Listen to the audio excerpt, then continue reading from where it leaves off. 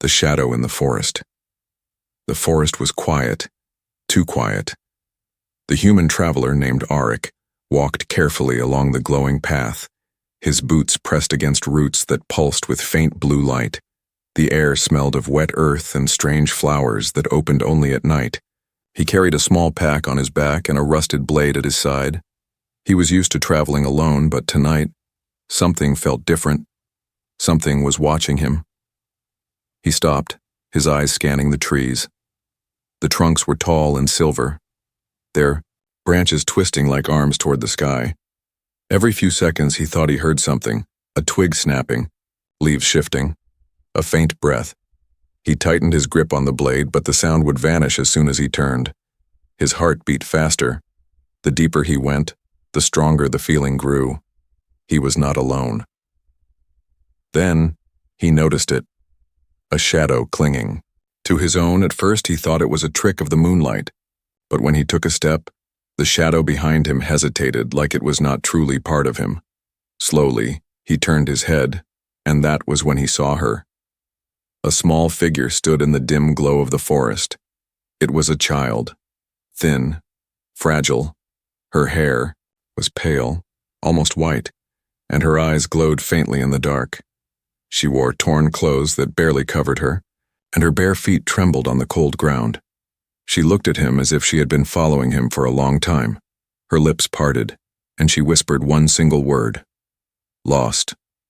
Arik froze. He had seen many strange things on his travels, but never. This an elf child alone in the wild clinging to the shadow of a human. The forests were dangerous, filled with beasts and worse, soldiers of kingdoms at war. How had she survived this far?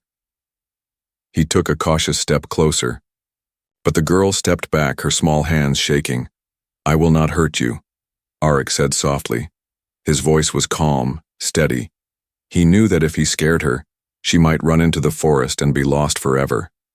The girl stared at him, her glowing, eyes wet with tears. For a long moment neither of them moved. Then from far behind came a sound that broke the silence, a howl, long and low. It was not the howl of a beast. It was something colder, sharper, a sound that made even the trees shiver. The girl gasped and rushed forward, clinging to Arik's cloak, her tiny body pressed against him. She was shaking as if her bones were ice. What is it? He asked, though his voice already knew fear. They come, she whispered. Her voice cracked like glass. Her fingers clutched his sleeve tighter. Her words sent a chill through him. Whoever they were, she feared them more than death. Arik looked.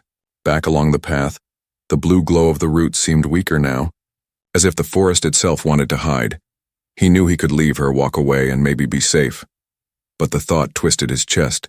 She was just a child, alone, terrified. If he left her now, the howls would find her and there would be nothing left to save. He knelt down so his eyes met hers. Stay close, he whispered. The girl nodded quickly, still trembling. Her name, he realized, he did not even know. Yet she was already pressed into his shadow as if it was the only place she trusted. They began to move again, step by step through the forest. The sound of howls grew louder. More than one now. Voices that seemed to circle them. The trees above shifted as if warning them. Arik's hand stayed on his blade. Though he knew a rusted weapon would not hold against what hunted them, the child's small voice broke the silence again. Shadow keeps me safe, she whispered. Her words confused him, but before he could ask, a pair of glowing eyes appeared in the distance. Then another, and another. The hunters had arrived. Arik's heart pounded. The girl pressed deeper into his shadow, almost melting into it. He did not understand how, but her outline seemed to fade into the dark, as if she belonged there. The glowing eyes drew closer, sharp movements between the trees, shapes, tall and twisted, carrying spears that glowed like fire. Arik knew one thing. This night would not end quietly. Whatever hunted her had now found him too. And in that moment, as fear filled his chest, he realized something. He could not leave her. The shadow in the forest was no longer just his. It was theirs. The forest grew darker as the night stretched on. The glowing roots beneath their feet flickered like dying candles. Arik kept his blade close, his eyes moving from tree to tree. The child still clung to his cloak, her small steps matching his. Her presence was light, like a shadow itself, yet her fear was heavy, weighing down every breath. Behind them, the howls faded, replaced by silence. Silence that felt worse. It was the silence of hunters who knew their prey was near. Arik's ears caught the faintest sound, a branch bending, a whisper carried on the wind. He looked around, but there was nothing, only the endless forest staring back. The girl spoke suddenly, her voice soft but sharp. "They whisper," she said. Arik frowned. "Who whispers?" he asked. She shook, her head, pale hair brushing her cheeks. "The hunters. They speak in the trees. They call my name. They want me to answer." Her glowing eyes were wide, shimmering with tears. Arik's heart tightened. He listened harder, and then he heard a faint voice, like wind through leaves but shaped into words, not his language, but strange sharp syllables that repeated, echoing. He could not understand, yet the girl's body shook at every sound. He realized those whispers were calling her out of the shadows. "Don't listen," he whispered. "Stay close to me." The girl pressed tighter against him, and they moved faster. But the whispers did not stop. They grew clearer, closer, as if the forest itself carried them forward. Arik began to feel the pressure, like invisible hands pushing him to give her up. His blade felt heavier, his steps slower. The trees ahead opened into a clearing. The moonlight spilled across the ground, pale and silver. Arik paused, pulling the girl behind him. The whispers stopped. The silence returned. For a moment, he thought they had escaped. Then the air shifted and the girl gasped. "Too late," she whispered. Her tiny hand pointed to the far side of the clearing. Shadows moved there, tall and thin, glowing spears in their hands, their faces hidden behind masks that gleamed like bone. The hunters had arrived. Arik stepped forward, his body tense. The girl trembled but did not run. She whispered, "They want the memory." Her words chilled him. He did not know what she meant. But it was clear. The hunters were not beasts. They were soldiers. They had come for her. The hunters spoke in their strange tongue, the sound harsh and cold. Their words carried across the clearing like knives. The girl shook her head, hiding behind Arik. "They say, they will burn me if I don't go. They say my shadow is weak." Her voice broke. Arik lifted his blade, rusted but ready. "They will not take you," he said firmly. His voice echoed stronger than he felt. The girl looked up at him, shocked, as if no one had ever said those words to her before. She clung tighter, her shadow pressed fully into his. The hunters stepped closer, their spears glowing brighter. Arik's body tensed. He was only one man, one rusty blade, yet something deep inside told him he could not step back. He would not leave her. Then, as the hunters reached the edge of the clearing, the whispers returned. This time louder, stronger, not just from the trees but inside his own head. They hissed like snakes pressing against his mind, urging him to drop his blade, to give her away. His knees weakened, his vision blurred. The girl cried out and held his hand. Her touch was warm, pulling him back. "Do not listen," she begged. "They can break men, but they cannot break shadows." Her words were strange, but her voice was steady. Arik gripped his blade tighter, forcing the whispers out. The hunters stopped, their masks tilted as if surprised. One raised his spear, but the others waited, watching, studying the man who stood before them. Arik realized something. They were not rushing him because they feared something, not him, but her. The girl's shadow flickered on the ground. It stretched, long and dark, reaching toward Arik's own. And then slowly, it merged with his. The moment it touched, the whispers dulled. The pressure lifted. Arik's chest filled with air again, his heart beat stronger. The hunter stepped back as if struck. The girl looked at him, her glowing eyes steadier now. "You carry me. Your shadow is strong," she whispered. He nodded, though he did not understand. His body, no longer felt weak. The whispers could no longer reach him. The hunters hissed in anger, raising their spears. But Arik took a step forward, his blade raised. The girl's shadow flowed with his, dark and unbroken. For the first time, the hunters looked unsure. The night was not safe, and the danger was not gone. But Arik felt something new. He was not just protecting her. She was protecting him too. Together, they stood in the clearing, shadows bound, facing the whispers of the night. The clearing was behind them now, but the fear had followed. Arik led the elf child deeper into the woods. His blade was still in his hand, though his arm ached. Every step felt heavier. The girl clung to his cloak, her glowing eyes scanning. The darkness, her small voice whispered, "They will not stop. They never stop." The path grew narrow, twisting between thick roots that rose like walls. The air was damp and cold. A mist curled low across the ground, swallowing their steps. Arik knew they needed warmth. They needed a place to rest, even for a moment. His eyes caught sight of a hollow space between two massive tree trunks. A fallen campfire lay there, its ashes faintly glowing.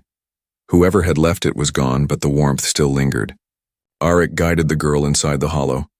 "Sit, I will start the fire again," he said, his voice steady though his chest was tight. The girl shook her head quickly, fear flashing in her eyes. "No fire," she whispered. "Fire calls them. Fire makes them see." Arik hesitated. He knew she feared the hunters, but the night air was cutting through her fragile body. Her thin arms shook and her lips were pale. She was shivering hard. "If we do not make fire, you will freeze," he said firmly. The girl bit her lip, torn between fear and need. Finally she whispered, "Only a small one, only enough to breathe." Arik nodded. He gathered broken branches and pressed them into the ashes. His hands worked quickly, and soon a small flame flickered to life. The light was weak, but it cast a golden glow against the hollow walls. For a moment the child stopped shaking. She leaned close, holding her hands toward the warmth. Her shadow stretched beside his, still clinging as if it belonged to him. The fire cracked softly. The warmth brought back life, but it also brought memories. The girl's eyes stared into the flames as if they burned her soul. Arik noticed her expression, sad and heavy. "What do they want with you?" he asked quietly. The girl was silent at first, then she touched the small crystal hanging from her neck. A faint light shimmered from it. She whispered, "Memory. I carry memory." Arik frowned. "Memory of what?" he asked. The girl looked at him, tears glistening in her glowing eyes. "Of my people. Of my court. They are gone now, but their memory lives here. The hunters want to destroy it. If they take it, no one will remember us. We will be nothing."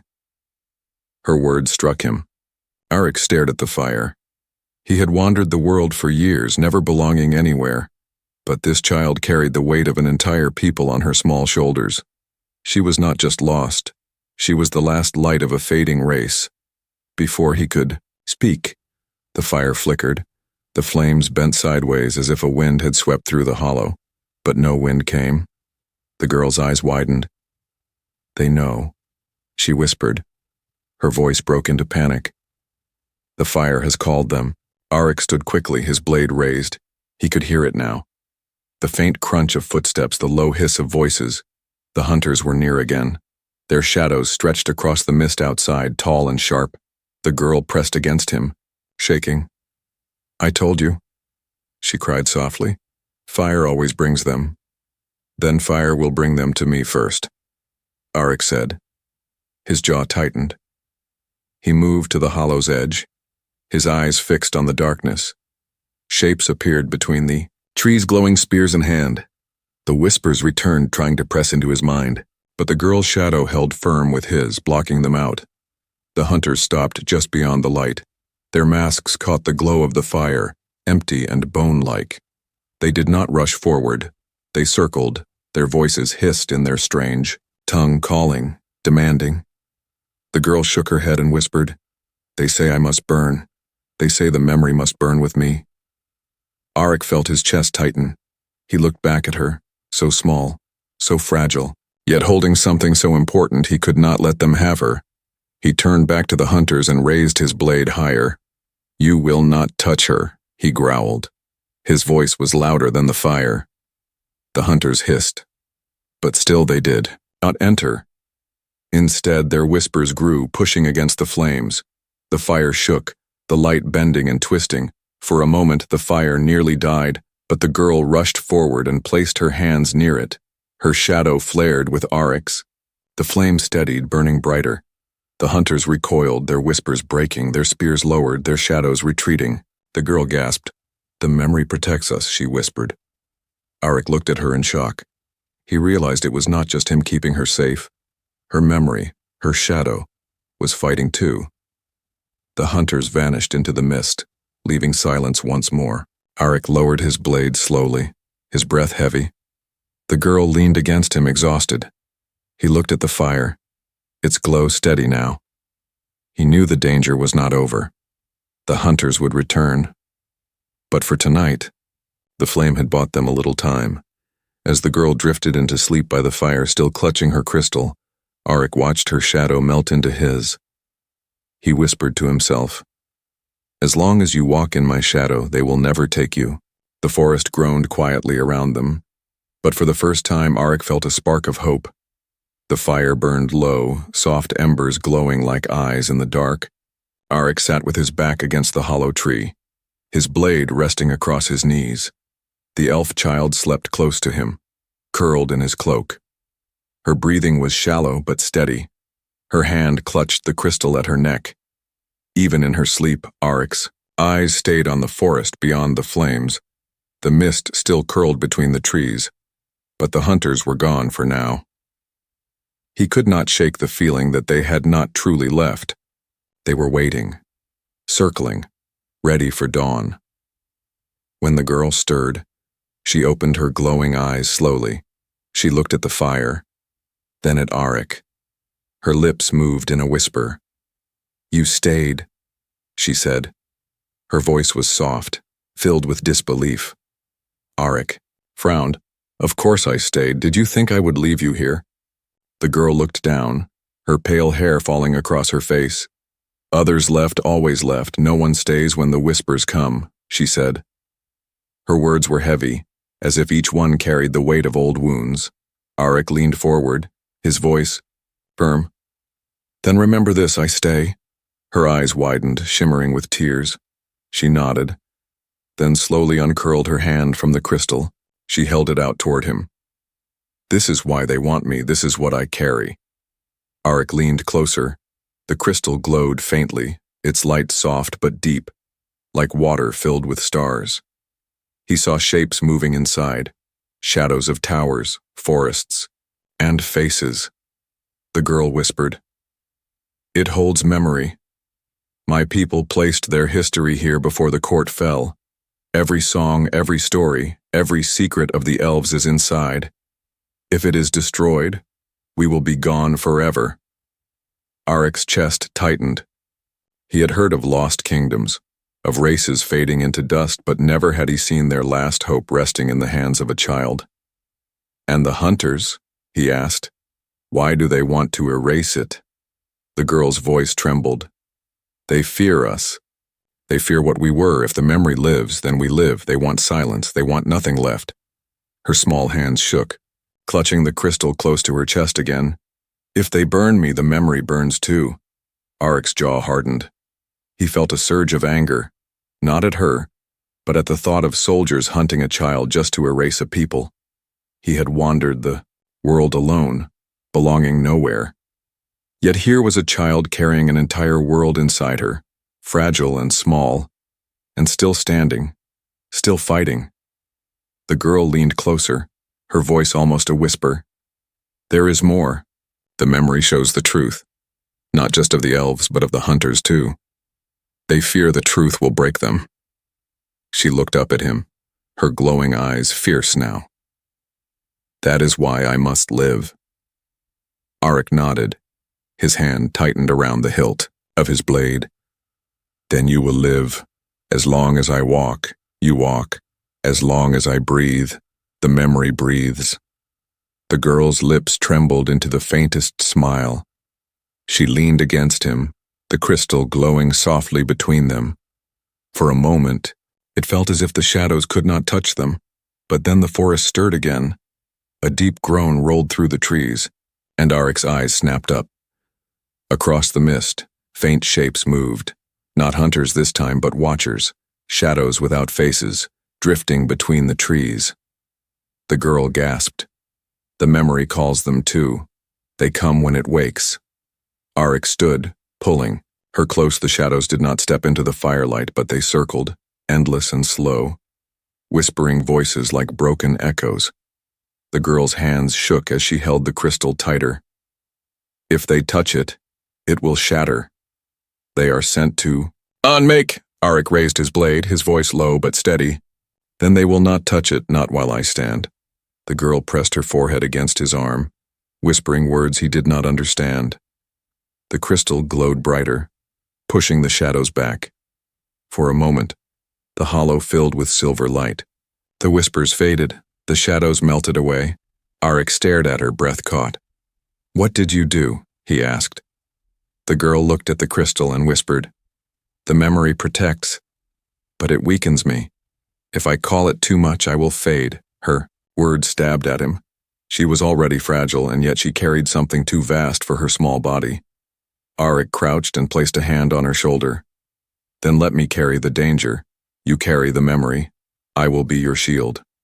Her glowing eyes widened again. She whispered, No one has ever said that, not once.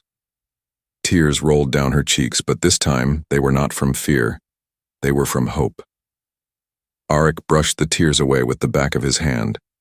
Then, remember it, he said softly. Because as long as I live, your memory lives too. The fire flickered low.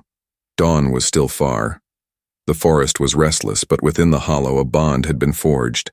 The girl was no longer just a lost child. She was the last echo of a people, and he had chosen to guard her as the night stretched.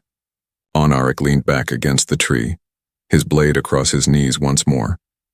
The girl curled close beside him, the crystal glowing faintly in her hands. Her shadow clung tight to his, never letting go. And somewhere in the distance, the hunters hissed in anger, knowing their prey had survived another night. The fire had died, but the danger had not. Arik stood at the edge of the hollow, staring into the forest. The trees were silent, too silent. Even the wind refused to move. Something was wrong. The elf child clutched the crystal to her chest. Her breathing was quick, shallow. Her glowing, eyes wide with fear. They are here, she whispered. They are close. Arik didn't need her warning. He felt it, a tightness in the air, like a storm building with no sky to break.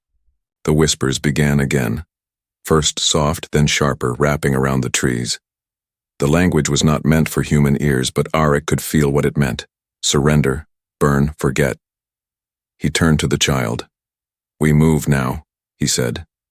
We don't. Stop again. She nodded, silent. Her legs trembled, but she stood, her shadow already pressed tight into his, as if it knew where safety lived. They ran. Branches tore at their clothes, roots twisted under their feet. The glowing path that once guided them now flickered in and out.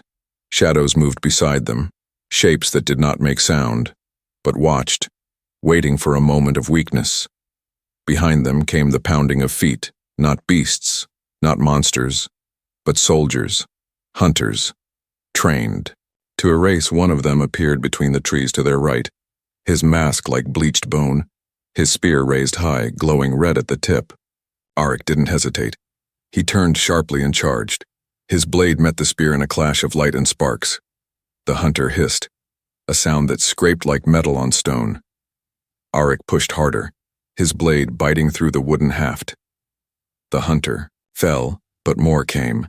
3, maybe 4, stepping from the mist like ghosts. Run, Arik shouted, grabbing the girl's hand. They dashed through the trees, not looking back. The forest itself seemed to twist around them, the path never straight, the roots rising like traps. The girl gasped for breath. They are circling, they want to trap us. Arik pulled her close as they reached a wall of twisted roots. "Then we climb," he said. Without waiting, he lifted her up, pushing her through the smallest gap. She scrambled over, her crystal glowing brighter now, pulsing like a heartbeat. He followed, dragging his tired limbs through the sharp bark. On the other side, the trees opened wide, and a narrow ravine yawned below them. The edge crumbled under their feet. Arik grabbed the girl just in time. They tumbled down, rolling through, moss and stone landing hard at the bottom. Pain shot through his side, but he pushed it away. The girl was still with him, her hand still holding his cloak, her crystal still unbroken. Up above, the hunters gathered, peering over the edge. They did not follow, not yet. "They wait," the girl said. "They think we are weak." Arik stood, his hand pressed to his ribs. He could taste blood in his mouth, but he nodded. "Then we show them we're not." They followed the ravine, the light growing dimmer. The deeper they went, the quieter the forest became. But even in silence, the whispers followed. Crawling along the stone like vines, the girl clutched his hand tightly. "If they catch us, they will burn the crystal." "Then we don't let them catch us," Arik said. His voice was harder now, not from anger, but from something new. Purpose. Suddenly, a shadow moved ahead, not a hunter, not a beast, but something ancient. It slithered across the ravine, tall and wide, wearing no face. The girl stopped cold. "That is not one of them," she whispered. "That is something older." The shadow spoke no words, but it blocked their path. Arik stepped forward, his blade raised, but the girl touched his arm. "It tests us," she said. "It will only move if it believes we are worthy." Arik looked down at her. "Then show it the truth," he said. She nodded, pulled the crystal from her neck and held it high. It glowed like moonlight, spilling across the stones. Images burst from it. Trees, laughter, music, faces of her people. A vision of what was lost and what must not be forgotten. The shadow stood still for a moment, then slowly bowed. It drifted aside, revealing a hidden path that shimmered like silver. The girl collapsed, her strength gone. Arik caught her before she fell. He lifted her into his arms, holding her like something sacred. "We are close," she whispered. "The place where memory can be safe." Arik nodded. "Then we run again, one last time." Behind them, the hunters howled, furious. Their trap had failed. Their prey had escaped the shadows once more. As Arik ran along the glowing path, carrying the girl in his arms, her crystal shining like a star, he knew the forest was watching. And for the first time it watched with approval, because this was no longer a simple chase. It was a promise, a vow sealed in shadow and light, and no hunter would break it. The glowing path was narrow and silent. Silver dust floated through the air like snowflakes that never touched the ground. Arik walked with careful steps, holding the elf child in his arms. Her eyes were closed, her face pale. The crystal still pulsed faintly against her chest, but she was weakening. He didn't speak. The forest around them had changed. No longer wild and chaotic, this part felt older, sacred, like walking through a dream. The trees were smooth and silver, their leaves glowing with soft blue light. The shadows did not feel cold here. They watched with patience. The girl stirred. In his arms, her voice was faint. "This is the path of the deep shadow," she whispered. "Only those chosen may pass." Arik looked down at her. "Why me?" he asked gently. "Why my shadow?" She opened her eyes slowly. "Because your shadow is untouched," she said. "It is whole, not marked by lies, not broken by greed. You do not know it, but your shadow is ancient." Arik frowned. "I'm just a wanderer. I've done nothing special." The girl smiled weakly. "Not all who are worthy know they are." They continued walking. The path led to a clearing surrounded by arching roots. In the center stood a tall stone covered in old symbols. The girl motioned for him to stop. "Put me down," she whispered. Arik gently lowered her to the ground. She stepped forward, though her legs trembled. She placed her hand on the stone. Her crystal glowed brighter. A deep hum filled the air, low and powerful. Suddenly, Arik felt a pull at his feet. He looked down. His shadow was moving, stretching forward, merging with hers. For a heartbeat, he felt something inside him open, like a locked door sliding back. Visions struck him. He saw an ancient forest, full of light and laughter. Tall figures danced under the stars, humans and elves together, their shadows weaving in unity, sharing strength. He gasped and staggered back. "What was that?" he whispered. The girl turned to him.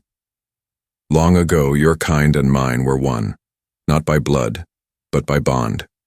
When our courts were falling, some of your people offered shelter, not in homes, but in shadows. Our souls hid inside. Theirs, surviving through generations." She stepped closer, her small hand glowing as she reached toward his chest. "You are one of the last who carries the deep shadow. That is why I found you. That is why I could hide." Arik's mind spun. I didn't know." "You weren't meant to know," she said. "The shadow reveals itself only when the memory is in danger." She placed the crystal against his hand. It pulsed again, and he felt a warmth flow into him. Not pain, not power, but connection. He looked into her eyes and felt her pain, her fear, her hope. For a moment, it was as if they shared the same soul. The girl trembled. "If I fade, the memory will not end. It will live inside you, but only if you accept it." Arik dropped to one knee, his voice was rough but steady. "I do," he said. "I accept it. Whatever you carry, I will carry too." The forest trembled around them. Light burst from the stone, the shadows danced, swirling like wind around the two of them. Her crystal shattered into 1,000 silver sparks that drifted into Arik's chest. The girl collapsed into his arms. Her body faint, but her spirit stronger than ever. Arik felt it. The memory now lived in him. The songs, the stories, the pain and joy of her people. All of it rested inside his heart. She looked up at him, her eyes full of light. "Now we are bound," she whispered. "You are more than a protector, you are a bearer." From the edge of the clearing, a cold hiss cut through the air. The hunters had returned, their glowing spears lifted, their bone masks twisted with fury. But they did not step forward because something had changed. Arik's shadow stretched tall, massive behind him. It no longer belonged to just one man. It was ancient, filled with memory and meaning. The hunters took one step back. The girl stood. Beside him now, she was no longer trembling, her voice rang clear. "He carries the court," she said. "You cannot destroy what now lives in him." The forest responded. Light poured from the trees. The hunters turned and fled, their whispers broken, their strength undone. Arik lowered his blade. The danger was not over, but for now, they had won. He turned to the girl. "What happens?" "Now," she smiled, tears in her eyes. "Now we go to the final place, where memory must rest, and where you will guard it." Arik nodded. "Then lead the way." And together, human and elf child stepped forward, no longer hunted, no longer hiding, but walking side by side, bound by shadow, carrying the last light of a forgotten world. The sky began to change. The stars that had watched from above slowly faded, and the blackness turned to deep blue. A soft golden light touched the tops of the silver trees. Morning had come, but not like before. This dawn was quiet, calm, like the forest itself was holding its breath. Arik stood at the edge of the clearing, the elf child beside him. Her tiny hand rested in his, steady and warm. Her crystal was gone, but her spirit no longer looked broken. Her eyes glowed with peace, not fear. They had walked through darkness, through whispers and fire, but now the shadows behind them were still. Before them stood a narrow stone bridge covered in ancient moss. It stretched across a quiet stream that shimmered like silver. On the other side, the land looked different, softer, brighter, not touched by the cruelty of the hunters. "This is the boundary," the girl said. "Beyond this is the final place, where memory can rest, where it will be safe forever." Arik looked down at her. "And you?" he asked. "Will you rest too?" She shook her head, a soft smile on her lips. "I thought I would fade, but now, I don't have to." He nodded, though he didn't fully understand. Because I carry the memory now. She touched his chest gently, where the silver sparks had entered. Yes, but not alone. My part still lives inside you. But your part lives in me now too. We are one shadow now, two lights under the same sky. They stepped onto the bridge together. The water below made no sound, but it reflected their faces like a mirror. And in that reflection, Arik saw something that made him pause. He saw not a wanderer, not a blade-worn traveler, but a protector, a bearer. And beside him, he didn't see a lost child, but something greater, an heir of a forgotten world. As they reached the far side, the land opened into a wide field. A stone circle stood in the center, with gentle light rising from the center. The girl led him there, her steps light, her voice steady. This is the cradle of memory, she said. My people built it before the fall. Only those who carry truth can step inside. Arik hesitated. Am I ready? She turned to him, her face glowing like the dawn.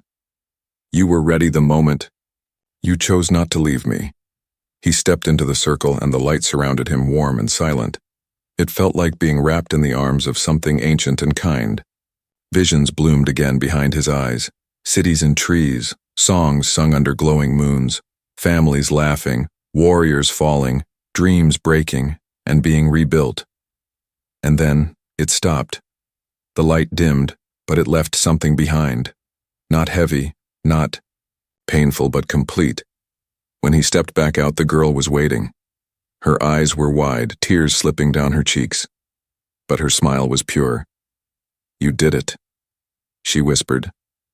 The memory is safe now, and so am I. Arik knelt down. What happens now? She looked to the sky. Now we live. No more running. No more hiding. The hunters will not return. The memory burns in the roots of this land, and in you, forever. He smiled. The first, true smile he had felt in years. And you, he asked, will you stay with me? She reached for his hand. Always. Your shadow is my home now, and mine is yours. The trees whispered around them, not in fear but in blessing. The sun rose higher, casting golden beams across the field. Flowers bloomed at their feet, slow and silent, as if nature itself was welcoming them back. And then they walked. Not as protector and child, not as human and elf, but as family. Wherever they would go together. No more chains, no more fire, no more whispers of death. Only the path ahead, carved by light, carried by memory, and guarded by a bond that could not be broken. Arik knew the world outside would not understand. Some would fear what they carried, some would try to take it again, but this time, they would not stand alone. He was not just a man with a sword anymore. He was the bearer of a legacy, a guardian of memory, and a father in all the ways that mattered. And she was no longer lost. She was light born from shadow, and the last child of a forgotten people who now had a home again. The wind carried their names across the field, soft and eternal. And in that moment, the forest, the earth, and even the sky knew. The memory lived, and love had returned to the Yao world.